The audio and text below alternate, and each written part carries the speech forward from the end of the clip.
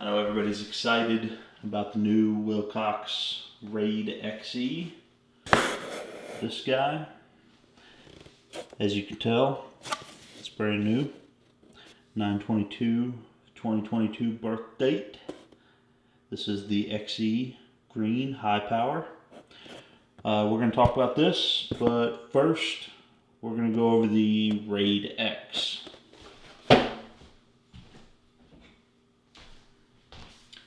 This unit right here. I know a lot of y'all have been waiting on these things patiently. This is my personal unit. I've got access to any unit you could want. This is what I use on my SR16.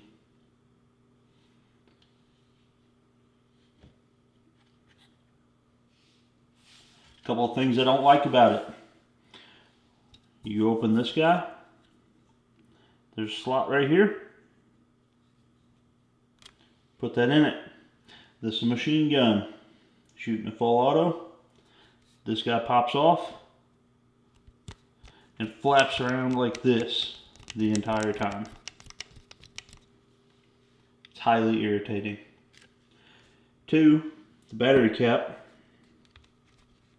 It's a little bit difficult to get to. This ledge covers it up, as you can see. Other than that, it's a good little unit. I really like it. It's credit card sized.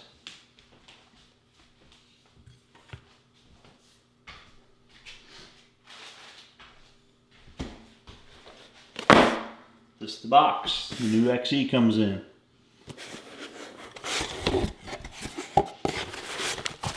Same thing as last time.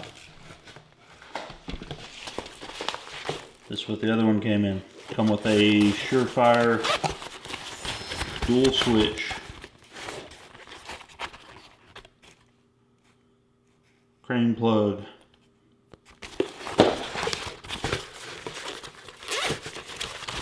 Standard stuff. Toothbrush. Instruction manual. I don't think I've ever used it. It is what it is. This one, the XE, comes in a slightly different pouch. Laser cut molly. Cool deal. A whole bunch of stuff in here. Switch. Some form of rail attachment for the switch. Yeah, there you go. Those guys grab the rail and it provides a surface to attach the switch to.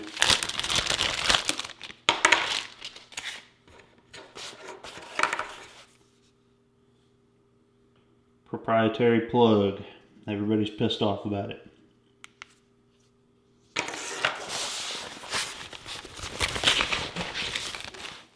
Some tools. Let's see here, toothbrush, instruction manual, don't need that. That's important. And there's the unit itself.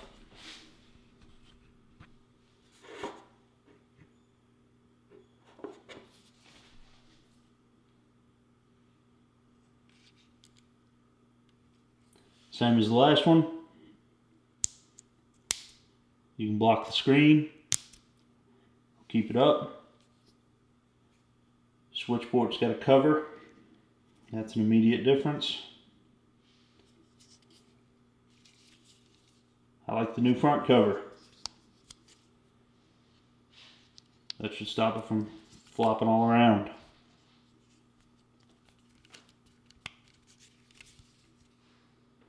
Same dual clamp setup. Integrated lanyard attachment point. This guy is what everybody's familiar with seeing in the photographs. Can actually be installed on the front as a hard cover that flips up out of the way.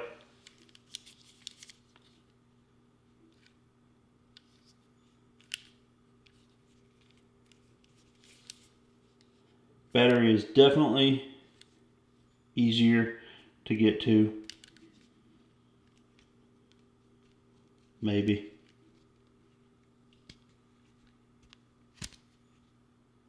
Maybe not.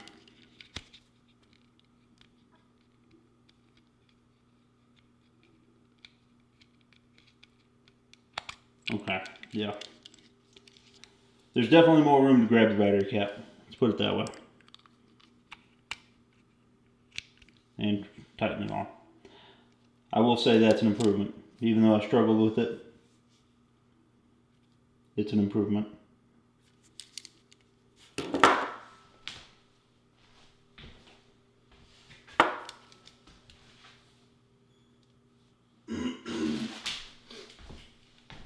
On this device, the battery direction is engraved in the actual laser, right there. In the dark, I used to just kind of figure it out and hope for the best.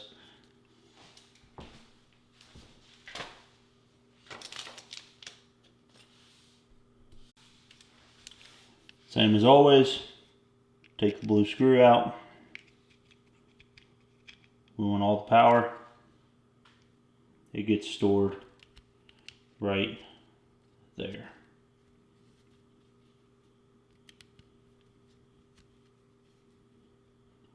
Right in the center of the illumination knob.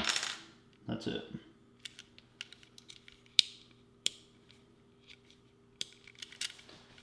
The switches themselves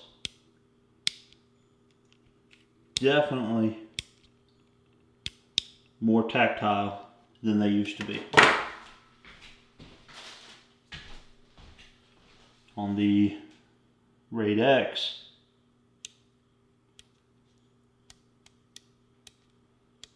definitely easier to turn.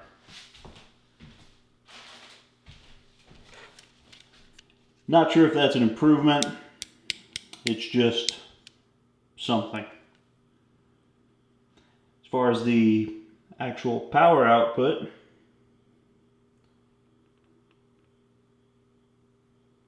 you can see that there. This guy's basically 42 milliwatts on the visible laser, 36 milliwatts on the IR laser, and then 90 milliwatts on the IR illuminator. The old model, the RAID-XE, had 50 milliwatts on the visible laser and 45 on the IR laser and 100 milliwatts on the illuminator, the IR illuminator. Big difference between the green and red. I think that on the RAID-XE, the green laser was more powerful than the red laser, but the red laser model had more powerful IR settings than the green model.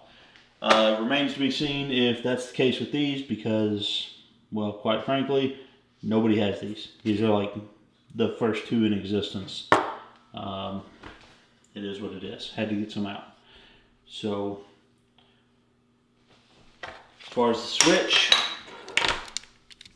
there is a small threaded cap on it now. You just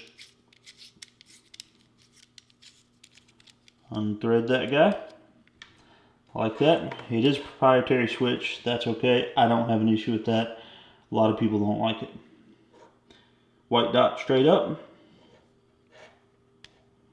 It locks in. And push it until it locks. That's it. Now you have the assembly.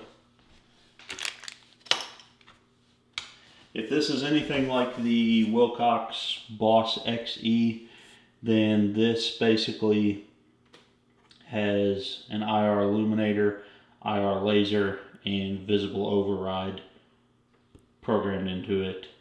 The switchology for this is pretty crazy. These things have got more adjustability than any laser on the market. It's pretty wild. They do all kinds of stuff. You can adjust the power output up or down. It's like a mall. You switch it to switch position 1, 2, or 3, and you've got different variations of IR laser power, as well as flood or spot or mid-range IR illumination. This thing does all that. I don't know if most people realize that, but you can program this to, on the IR low setting, illumination low setting, dual low setting, whatever. You can program it to have either a flood illuminator or a throw illuminator. You can adjust that pattern with this internally. Going through the menu is a little bit different. I actually haven't done it with this, so we'll take a look here and see. Aim low, but either way, these buttons control it all.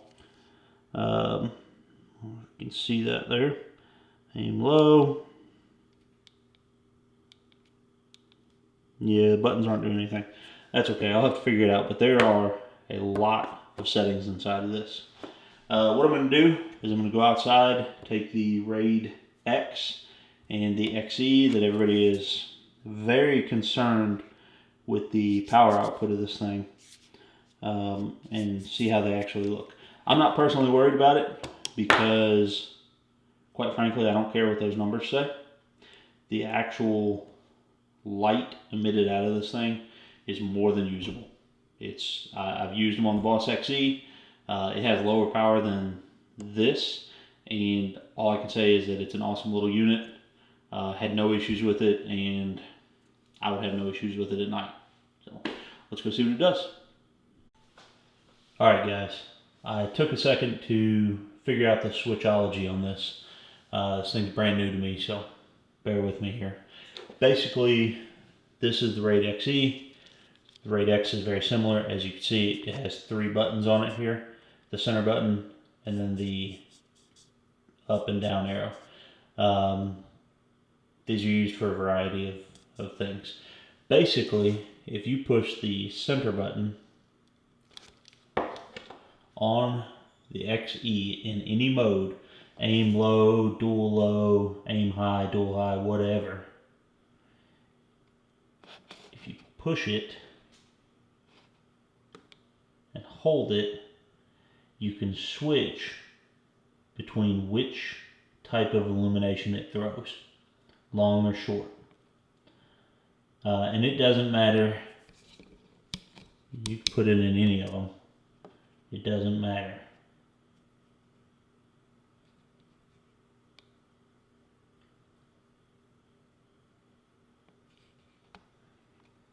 So aim high, illumination high, dual high, etc. It also shows your battery life in there as well. Anyways, to get through the actual menu setting, you will need to hold, oh, I got over the light sensor there. You will hold both the top and bottom buttons at the same time. You can change all kinds of stuff in here. The brightness, whether it blinks, the illumination, what the remote does. There's a bunch of settings in there. I don't even know what that one right there is. I don't know what test is. You can go back to default with it.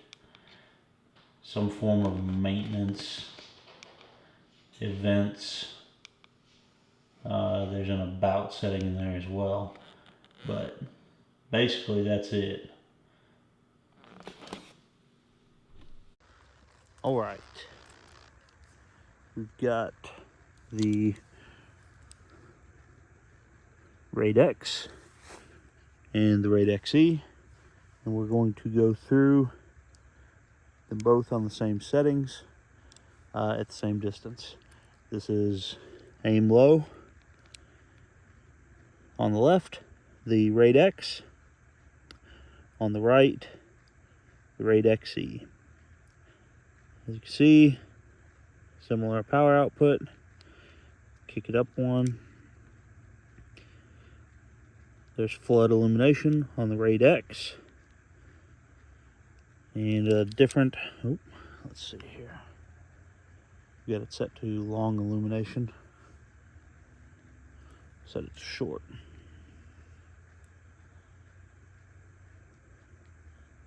Maybe.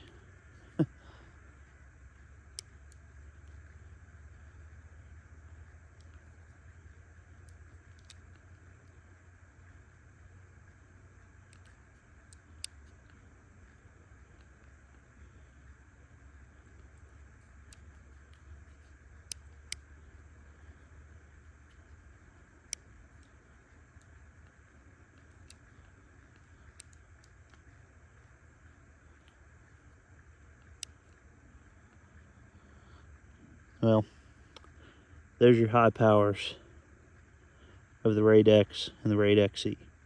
RAID-XE over here, RAID-X over here.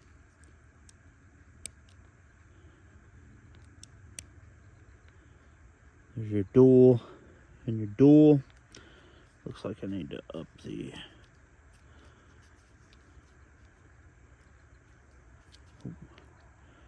There we go. So, RAID-X on the left, XE on the right. That's dual high. I don't know about you, but that's a pretty good difference to me.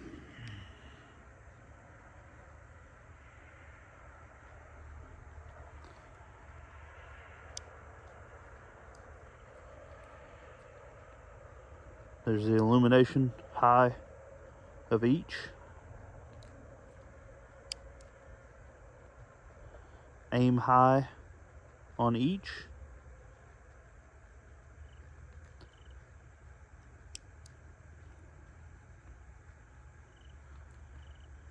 So this appears to be where they vary.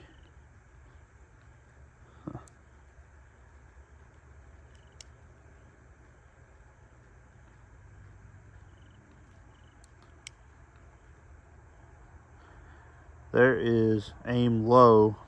Those two settings in between, that's illumination low on the RAID-X and dual low on the RAID-X. It's got flood illumination right now, as you can tell, but if I hold the center button, I can change that to that type of illuminator, and obviously I can focus it as well.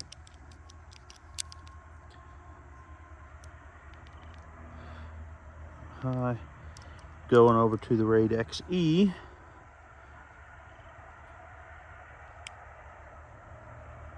Aim low, illumination low. There is dual low, and again, focusable. So illumination low at distance, closer, and then up close.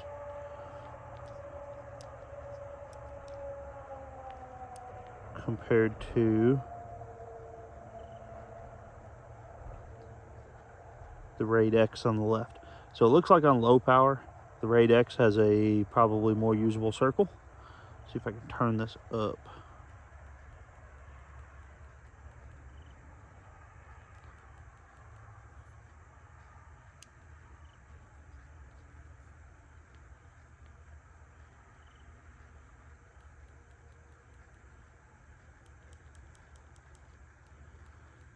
Well, you see the gist of it there. That's low power dual for both. The illumination is slightly different. That's a couple hundred yards away over there. This is probably 40, 50 yards away tops, and then that's 10 to 20 yards.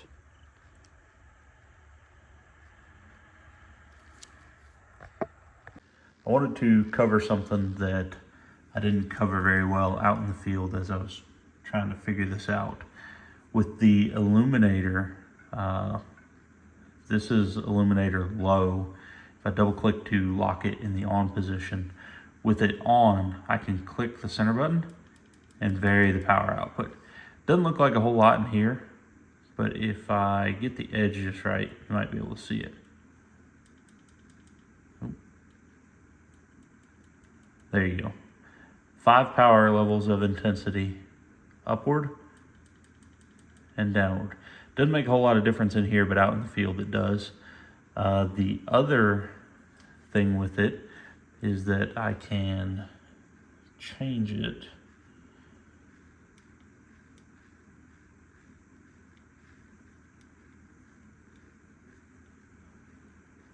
to the long throw pattern like that. So even though this is low power, we're kind of close to it in here, so it's pretty bright. I can change the power intensity of this 3 levels. So that's the 3rd power level, and that's the 1st power level. Like I said, doesn't make a whole lot of difference in this room, but out in the field it does. You can also adjust these settings on the high power settings on the device.